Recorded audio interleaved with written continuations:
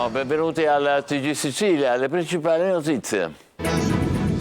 A Messina, contro gli espropri, assemblea dei residenti di Torre Faro e delle altre zone della città coinvolte dalle requisizioni. Lunedì sit-in davanti allo sportello della società Stretto di Messina che aprirà al Palacultura. Sempre più preoccupante la siccità, Schifani chiede lo stato d'emergenza nazionale, Palermo verso il razionamento, nel siracusano per agricoltori e allevatori, situazione a livello di guardia. Ed è già anche SOS Incendi, i vigili del fuoco sollecitano l'istituzione delle squadre boschive, siamo allo stremo, lamentano, e manca la prevenzione. Nuova tragedia in mare tra i migranti, una 18enne tunisina è morta annegata nelle acque maltesi, senza sosta gli sbarchi a Lampedusa, l'hotspot conta adesso 980 rifugiati. In vista del 25 aprile, piena di turisti, Catania fa il bilancio di come è andata a Pasqua. Bene il Castellursino con 800 ingressi nei giorni di festa, resta il rammarico per la prolungata chiusura dell'anfiteatro romano. Catania piace poco ai residenti Piazza San Francesco da qualche giorno, isola pedonale, difficoltà soprattutto per i parcheggi. Soddisfatta Legambiente che però chiede più controlli. Anna Castiglia in tour, la giovane e amatissima cantautrice in concerto stasera nella sua Catania, poi gli appuntamenti a Palermo e Messina. Calcio, il Catania, dopo la vittoria della Coppa, prova a sfruttare l'entusiasmo per risollevarsi in campionato. Il Palermo si affida a Mignani, sabato l'esordio sulla panchina dei rosanero.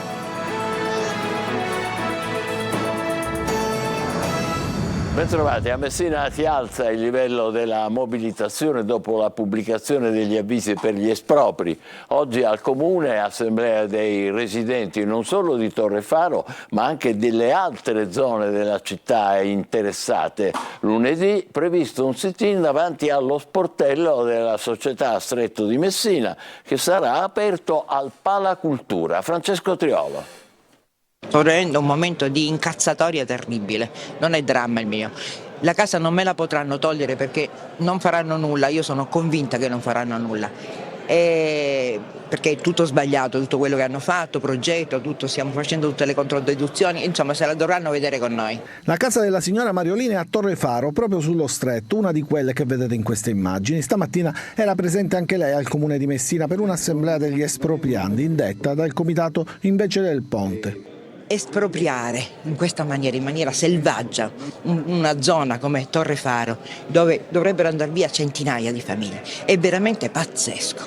Io personalmente, se la mia casa dovessi darla ad una cosa veramente utile, un ospedale, un ricovero per anziani, un ricovero per bambini disabili, gliela darei molto volentieri, perché non si tocca lo stretto non si deve toccare. Di trovare quella strategia giusta per fermare questo delirio pontista, perché noi, non noi sole le espropriagli espropriandi, quasi l'intera collettività lo vede come un delirio.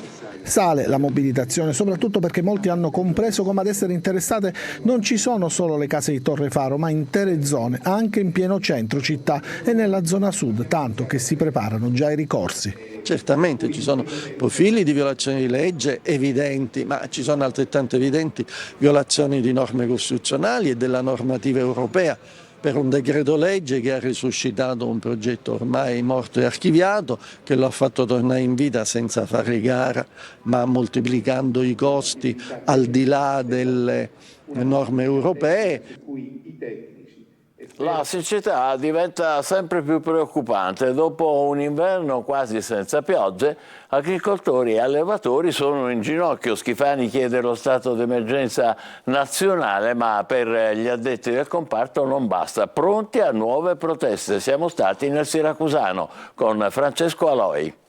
Non servono parole, bastano queste immagini. Una dello scorso anno, l'altra di adesso. La differenza è lampante. Oggi di verde non c'è nulla. In Sicilia la siccità diventa sempre più un problema. Per toccare con mano questa emergenza siamo andati in un'azienda agricola del Siracusano. Anche qui a Palazzolo Acreide è piovuto davvero poco. Questo campo doveva essere per il foraggio, invece è così. Ha più di 2 mesi che non piove e questi sono i risultati. Questo era un campo di foraggio per gli animali che da 500-600 euro di spesa non produrrà a zero. La situazione si fa sempre più critica. La mancanza di acqua sta mettendo a dura prova tutto il comparto. Dagli allevamenti da carne a quelli da latte non ci sarà produzione. Dobbiamo sempre importare tutto dall'estero con costi elevatissimi. Che la situazione sia drammatica lo dice anche Schifani. Proprio poche ore fa il presidente della regione ha chiesto lo stato di emergenza nazionale, ma secondo chi lavora nei campi la politica dovrebbe fare molto di più. Ci daranno delle sovvenzioni fra 2 anni, oggi ci servono perché siamo in crisi totale. Ci sono aziende che stanno chiudendo, che stanno mandando gli animali a macello perché non possono più sostenere le spese. Farete altre proteste? Sì, le faremo, continueremo a fare proteste perché qualcuno, o la regione, o lo Stato, o la comunità ci deve aiutare perché siamo in crisi e in perdita totale. E così, tra razionamenti d'acqua nel palermitano, dissalatori e inviti a moderarne i consumi, si pensa già a cosa potrebbe accadere in estate. Intanto siamo ancora in primavera e la siccità impera. Di conseguenza è già SOS Incendi. I vigili del fuoco sollecitano interventi e l'istituzione delle squadre boschive. Il coordinatore dell'USB, il sindacato Barbagallo, dice siamo allo stremo, manca la prevenzione. Tonino De Mana. È già emergenza incendi e siamo soltanto all'inizio di aprile. In una Sicilia arsa alle prese con la siccità e la crisi idrica, un'altra emergenza è alle porte per un problema irrisolto che si ripete ogni estate. E alla vigilia dell'estate, come sempre, si leva alto il grido d'allarme dei vigili del fuoco alle prese con croniche carenze di organico e con problemi strutturali e di mezzi in tutti i distaccamenti siciliani. Non le manda a dire Carmelo Barbagallo, coordinatore regionale USB Vigili del Fuoco. Noi come Vigili del Fuoco e come organizzazione sindacale non possiamo ammettere che i Vigili del Fuoco arrivino allo stremo e poi si intervenga, ricordando che l'esclusiva del soccorso tecnico urgente è solamente dei Vigili del Fuoco.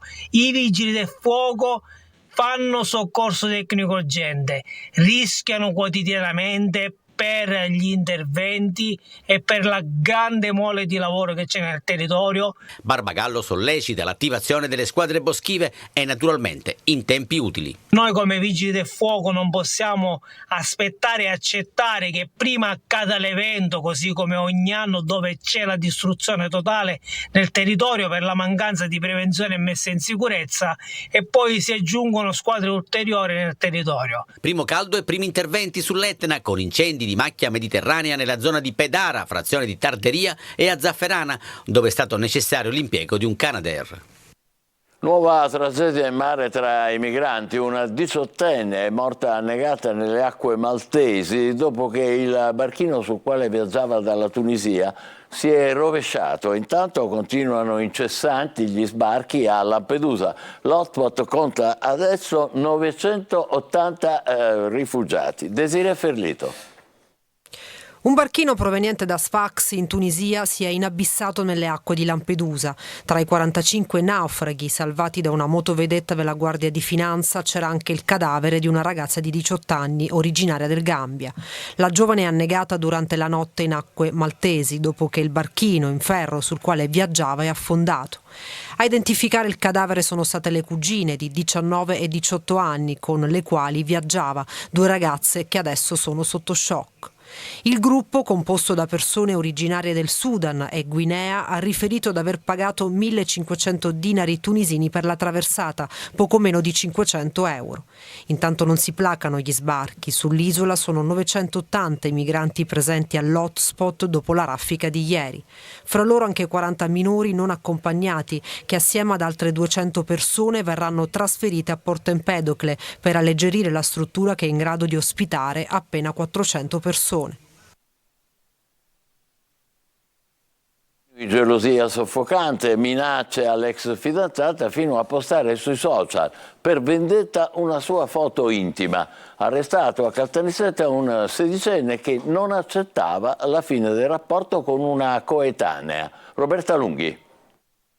Mi lasci e allora la vendetta è servita. Un crescendo di persecuzioni culminato con la pubblicazione su Instagram di una foto intima della sua ex ragazza. È stato arrestato dai carabinieri a Caltanissetta un sedicenne, per lui accuse pesanti, minaccia, atti persecutori e diffusione di immagini sessualmente esplicite.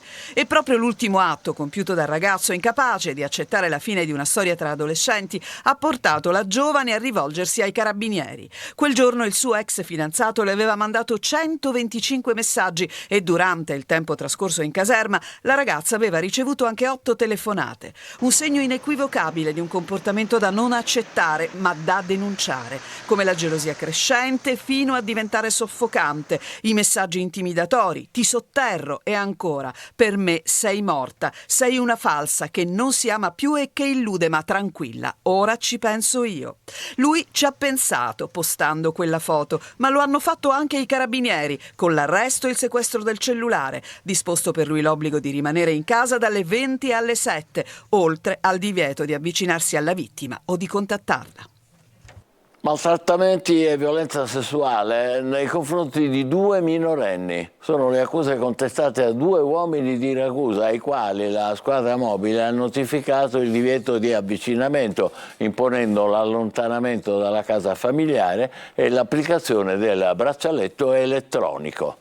In vista del 25 aprile, con tanti turisti già in città, Catania fa il bilancio di come è andata a Pasqua. Vacanzieri soddisfatti a metà. Bene il Castello Ursino con 800 ingressi nei giorni di festa, ma c'è rammarico per la prolungata chiusura dell'anfiteatro romano. Tonino De Mana. Calato il sipario sulle festività pasquali, con i turisti che hanno ormai raggiunto le rispettive sedi di origine, a Catania è tempo di bilanci con la consapevolezza che si poteva fare di più. L'invasione c'è stata e a parte chi ha scelto il mare, complice il meteo favorevole, la montagna, altri, specie per chi ha optato per arte e cultura, non possono ritenersi soddisfatti al 100%. E se il Castello Ursino ha fatto la parte del leone facendo registrare 800 ingressi tra Pasqua e Pasquetta, le terme achilliane si sono fermate a 300 paganti, le note dolenti arrivano dai musei chiusi alle ciminiere, con Teatro Greco e Casa Verga che continuano ad essere poco conosciuti e quindi poco visitati. E in una città che vive di turismo fa certamente male questo lucchetto che da anni sbarra la porta dell'anfiteatro romano off limits per interminabili lavori di restauro. Ci troviamo soltanto ancora a metà del fiume, a metà del guado. Per quale motivo? Perché a parte alcuni siti importanti, Castello Ursino per tutti, una buona parte degli altri sono rimasti chiusi. Mi riferisco al Museo Berliniano, a Casa Verga, mi riferisco ancora alle ciminiere. Bene, se noi come città volessimo seriamente sviluppare questo turismo culturale non possiamo non tenere aperti costantemente questi siti, tutti, perché senza di questi ci dovremmo accontentare, per quanto buono, gustoso, soltanto del turista che acquista l'arancino. Invaso a Pasquetta il boschetto della Playa, dove molti hanno lamentato la totale assenza dei servizi igienici. E il 25 aprile non è poi così lontano. La speranza è che la storia non si ripeta. E guardando le rovine romane corre alla mente un detto: sbagliare è umano, perseverare è diabolico. La pedonalizzazione di Piazza San Francesco a Catania, avviata da qualche giorno dall'amministrazione Trentino, piace poco ai residenti che trovano difficoltà soprattutto per i parcheggi. Soddisfatta invece Legambiente, che però chiede più controlli. Luca Ciliberti. Che cosa è successo? No, sono andata a dire che questa bellezza i catanesi se la devono meritare e devono preservarla. La pedonalizzazione di Piazza San Francesco a Catania, avviata da qualche giorno dall'amministrazione Trentino, piace poco ai residenti o chi si trova lì per lavoro. Trovano soprattutto difficoltà nei parcheggi, soddisfatta invece Legambiente, che però chiede più controlli. Guardate com'è chiusa, con questa macchina veramente, io questo signore che ha messo la macchina qua è uno che odia è un ladro di bellezza. 5 minuti, no? Perché qua non si può parcheggiare. Non si può parcheggiare, sono soltanto 2 minuti, ho scaricato la merce. Ma neanche quello si può fare. Neanche quello? E come la scarico la merce al locale? Mi dovrebbero fare un carico e scarico merci, il comune, qualcosa del genere. Non si può parcheggiare qui. Lo so, ma come devo andare a lavorare? Io non lo so, però hanno chiuso, è chiuso al traffico. Lo so, avete ragione, adesso ci operiamo per toglierle tutte le macchine. Non ci sono posti. Ha cambiato, sì, ha fatto la piazza pedonale, però noi che abbiamo disabili a casa subito non abbiamo né posti né niente.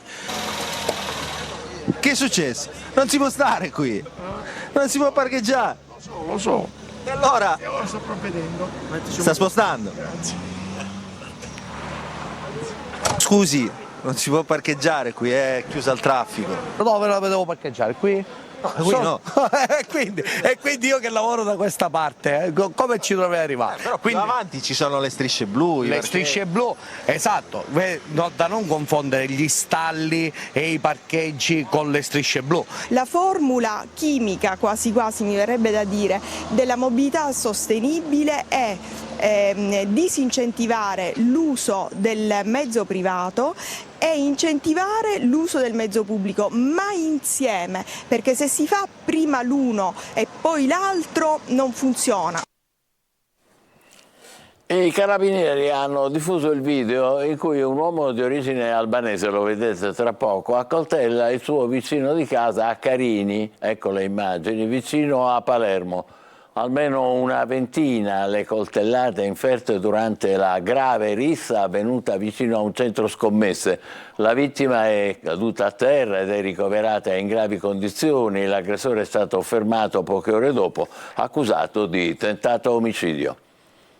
Sì agli arresti domiciliari per Salvatore Baiardo, l'ha deciso la Cassazione accogliendo l'accusa di calunnia nei confronti del giornalista Massimo Giletti, contestata dalla procura fiorentina all'ex gelataio di Omegna, amico dei fratelli Graviano. Al centro delle indagini la presunta foto, risalente agli anni 90, che ritrarrebbe Giuseppe Graviano, Silvio Berlusconi e l'ex generale Delfino, di cui Baiardo aveva parlato in TV a Giletti, negando poi di possederla davanti ai PM fiorentini. Musica dalla folla in Piazza Duomo per il Capodanno all'intimità dei club. Anna Castiglia, giovane e amatissima cantautrice catanese, riparte dalla sua città per un tour che avrà il sapore e il colore della primavera. Questa sera è il concerto a Catania, prima di toccare Palermo e Messina. Roberta Lunghi. Sono una vittima eclettica e non escludo la politica, la musica. Catania punto di partenza e di ritorno, luogo dell'anima e fonte di ispirazione.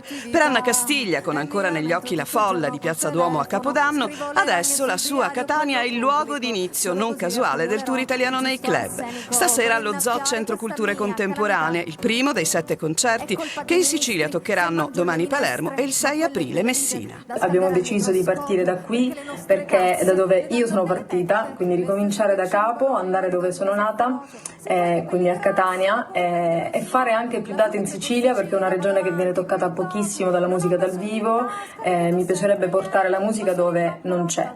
Via gli abiti invernali, il tour avrà il sapore della primavera. È il risultato di un lavoro fatto durante l'inverno, quindi di tante prove che hanno dato il via a questi pezzi, più che ai pezzi che in realtà sono vecchissimi, agli arrangiamenti e alle versioni che faremo stasera. Sono tutti pezzi inediti, ovviamente farò anche quelli che ho pubblicato, però suonerò i pezzi che poi faranno parte del mio album che uscirà in futuro. Anna Castiglia e la sua chitarra, quasi un tutt'uno, come quel tratto distintivo di sapere giocare come pochi con le parole, termini a volte ricercati, mai usati in modo pretestuoso, fino a sganciarsi dall'italiano per rendere i sentimenti come solo il suo dialetto sa fare. Ma io mi si dio a fare poppetta,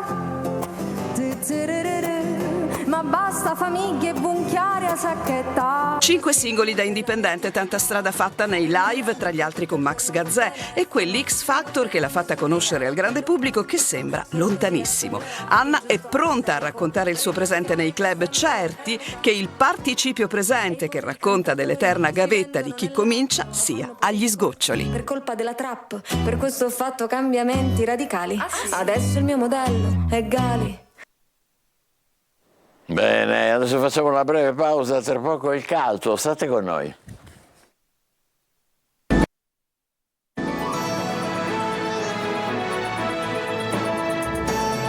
Eccoci di nuovo insieme con il calcio. Il Catania, dopo la vittoria in Coppa Italia, si rituffa in campionato dove è impegnato nella lotta per evitare i play-out. Domenica sfida importantissima in casa del Francavilla. Marco Carli.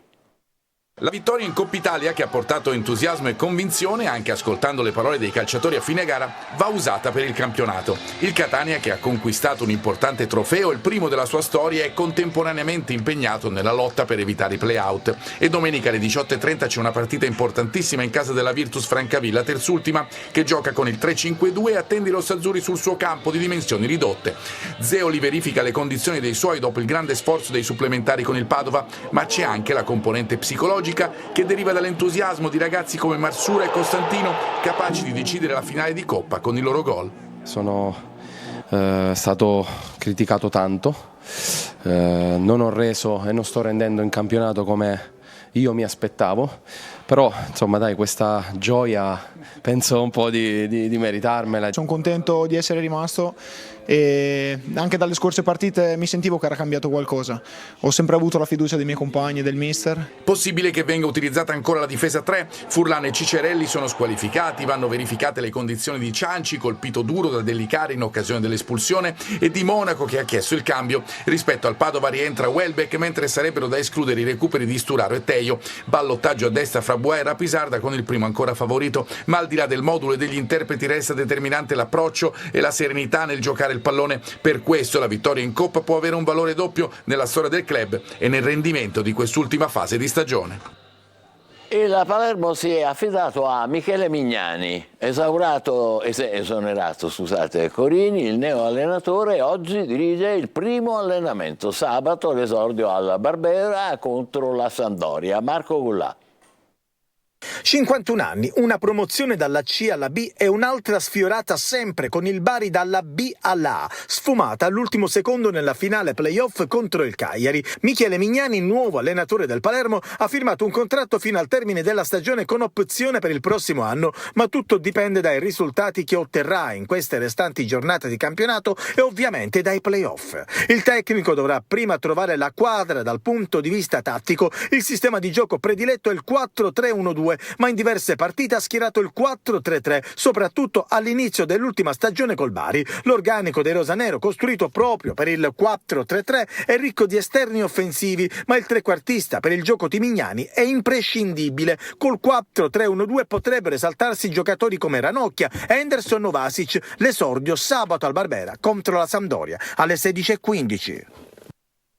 Il Siracusa Calcio festeggia 100 anni dalla fondazione. Qualche decennio fa la partecipazione alla Serie B, poi alla C, tra fallimenti e rinascite. Adesso i Leoni giocano in D, ma l'obiettivo è tornare tra i professionisti. Ai nostri microfoni il presidente Ricci con Francesco Aloi. Un colore, una passione che va avanti da 100 anni. Il 1 aprile 1924 nasceva il Siracusa Calcio.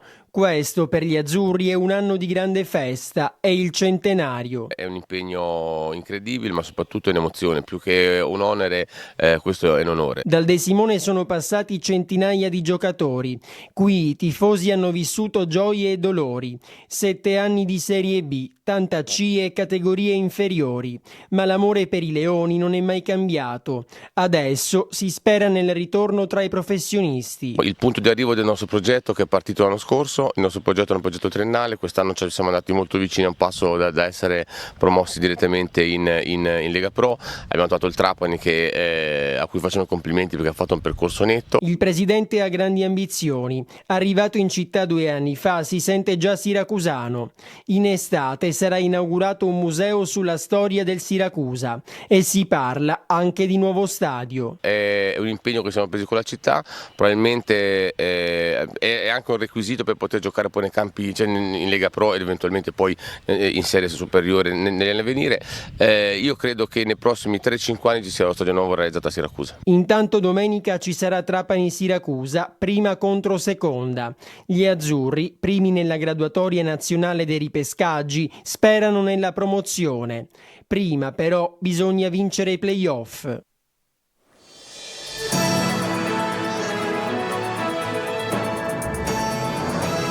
L'offensiva della Procura di Palermo contro omertà e reticenze continua dopo i 31 commercianti incriminati per favoreggiamento perché non vogliono denunciare i mafiosi che li obbligano a pagare il pizzo. C'è un altro caso.